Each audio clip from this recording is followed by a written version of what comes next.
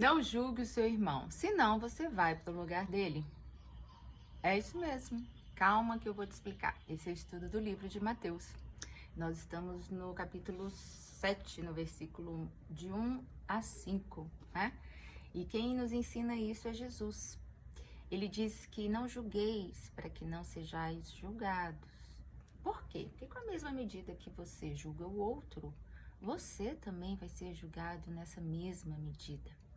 E nesses versículos de 1 a 5, Jesus vai falar o que é o julgamento e em que sentido que ele está falando isso. Então, para você entender melhor, a gente precisa partir do princípio de que é o julgamento. A que julgamento Jesus está se referindo? O que é julgamento para Jesus? Não julgueis para que não sejais julgados. O que Jesus está falando com esse julgamento? O que ele quer dizer aqui, julgamento para Jesus, é a condenação de alguém. É você colocar, cristalizar a pessoa numa determinada posição existencial. Né? Quando você julga a pessoa, você está condenando uma pessoa, você está sentenciando aquela pessoa a um determinado destino. E o que Jesus está nos fazendo compreender é justamente que esse não é o nosso lugar. Então, julgamento para Jesus aqui não é, por exemplo, e você pode até pensar nisso, né? Então quer dizer que eu não posso dizer que a pessoa está no caminho errado? Então quer dizer que eu não posso dizer que fazer, né, uma correção ao meu próprio filho, às vezes? Não, não é disso que Jesus está falando. Pelo contrário, né, o julgamento é muito diferente do que a gente discernir caminhos. Aliás, a gente aprende a ser imagem e semelhança de Jesus justamente para a gente discernir esses caminhos, discernir a mão direita da esquerda, para a gente fazer, para nós fazermos escolhas ao longo da vida. Eu sei o que é um caminho bom, eu passo a saber e discernir o que é um caminho mau. Eu vejo o meu filho, um colega, um amigo, um familiar, seja quem for, e oriento aquela pessoa a não insistir naquela caminhada, falo, olha, isso aí vai dar errado, olha, esse caminho não tá legal, a experiência que eu tenho, esse caminho aí vai te conduzir para tal lugar. Jesus não tá falando desse tipo de discernimento. Aliás, esse tipo de discernimento é sabedoria para a vida. Discernirmos, fazermos as escolhas com cautela, né? Direcionarmos os nossos olhos e o nosso coração, sobretudo, para aquilo que é bom. Isso é sabedoria. Nos corrigirmos também, tirarmos os nossos olhos daquilo que nos faz mal. Isso é sabedoria. Julgamento para Jesus é quando você coloca alguém num lugar de sentenciado. E para quem se nomeia, se intitula cristão, principalmente, isso é muito perigoso. Porque às vezes você pode se achar que tem esse conhecimento, ou a doutrina que você segue é uma doutrina mais limitada, e aí você passa a julgar todo mundo que está fora daquele caminho, que tem uma outra perspectiva de vida, você fala, esse aí já está condenado. E a gente tem que ter muito cuidado com isso.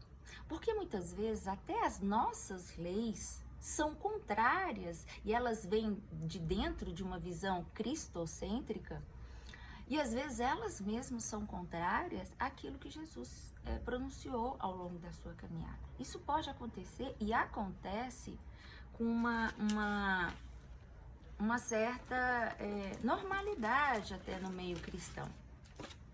E Jesus também nos alertou contra isso. Por exemplo, quando a mulher adúltera foi pega e que aqueles homens levaram-na para Jesus, veja bem, pela lei de Moisés, eles tinham a compreensão e o ensinamento de que o adultério era digno de morte, de ambos. Mas só a mulher foi levada, é um parêntesezinho, né? Mas eles sabiam, pela lei, que aquilo haveria uma condenação para aquela mulher. Levaram para Jesus e pensaram, agora a gente pega esse cara, porque a gente apedreja ela, porque ela tem que ser apedrejada. E quando aqueles homens chegaram para Jesus e falaram, pegamos-nas, nós a pegamos em adultério, né? E Jesus, a Bíblia fala que Jesus começou a escrever no chão algo. Como quem desse um tempo para aquelas pessoas refletirem sobre o que eles estavam fazendo. E qual foi a de Jesus? Ele mesmo disse em João 8,15, numa outra passagem, eu não vim para julgar o mundo. Eu mesmo, Jesus, a ninguém julgo. O que Jesus fez? Quem não tiver pecado como desta mulher, ou quem não tiver nenhum pecado, que atire a primeira pedra. Pronto, a gente poderia terminar esse ensinamento por aqui, porque já seria suficiente para a gente compreender que, ainda que na nossa compreensão cristã, a gente acha que determinadas condutas, né, são dignas de apedrejamento, de estarem fora do âmbito da igreja, né, de não fazer parte do rol de membresia, ainda que nós julguemos isso, a gente tem que ter muito cuidado. Por dois motivos. Primeiro, pelo que a gente está julgando aquela pessoa. Que você está julgando uma pessoa por algo que Jesus não condena. Segundo, que esse lugar de julgamento não é o seu lugar. E aí ele continua o texto e eu peço para você dar uma lida nele, né? Que ele vai dizer assim, no versículo 3 do capítulo 7, né? Por que você está reparando no cisco que está no olho do teu irmão e antes você não se preocupa com a trave que está no teu olho? Porque você precisa entender, meu irmão, e aqui digo eu, né, e não Jesus, você precisa entender que todo julgamento é uma distração de si mesmo. Você julga o outro, e isso a psicologia já nos fala sobre isso bastante, e aqui na palavra a gente encontra Jesus falando sobre isso, né? Quando você olha para o outro, você está esquecendo de você, é o que Jesus está dizendo.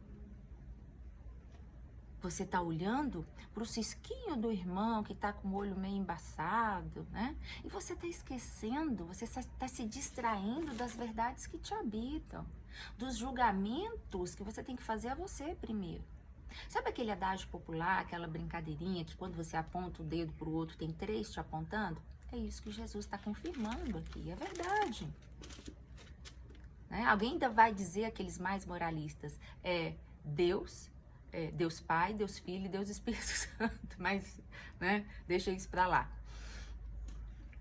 Mas uma coisa é verdade, quando você julga o outro, quando você se põe nesse lugar, porque o julgador, que é o juiz, ele está num lugar superior ao outro. E o que Jesus está dizendo é que esse não é o nosso lugar em hipótese nenhuma.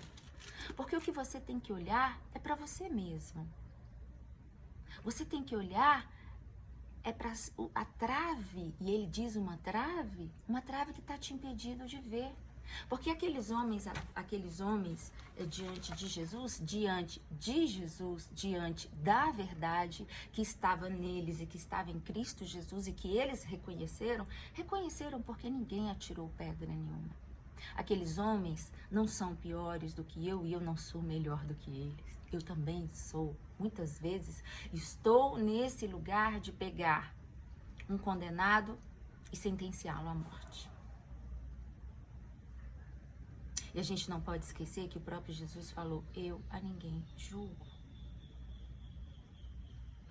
Entende? Como às vezes a gente se atropela no meio dessa palavra, a gente quer se colocar num lugar que não é o nosso.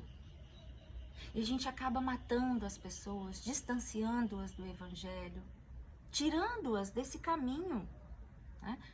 De reconciliação com Deus, ao modo dela e como Deus falar o coração dela. Jesus chama essas pessoas que julgam de hipócrita. Hipócrita. Você está sendo hipócrita. Então não julga, fica quietinho, orienta, discerne. Mas olha primeiro para o seu coração, porque ele está precisando desses julgamentos. Ele está precisando de muita verdade dentro dele. Ele está precisando ser colocado à luz. Ele está precisando de ser colocado diante dos teus olhos e diante do Pai que a tudo vê. Mas ele precisa que eu e você vejamos o nosso próprio coração. Porque, gente, uma coisa é verdade. Quando você passa a se enxergar diante de Deus, você não tem mais coragem de enxergar, de julgar ninguém. Perde, parece que você fica nu diante de Deus. E você perde a força do julgamento. A força do julgamento, ele habita nas pessoas arrogantes, nas pessoas que têm uma falsa noção de si mesmas, nas pessoas que estão alienadas de si. Porque quem tem consciência do que carrega no coração não tem a força do julgamento. Essa é a verdade que Jesus nos ensina. Pense nisso.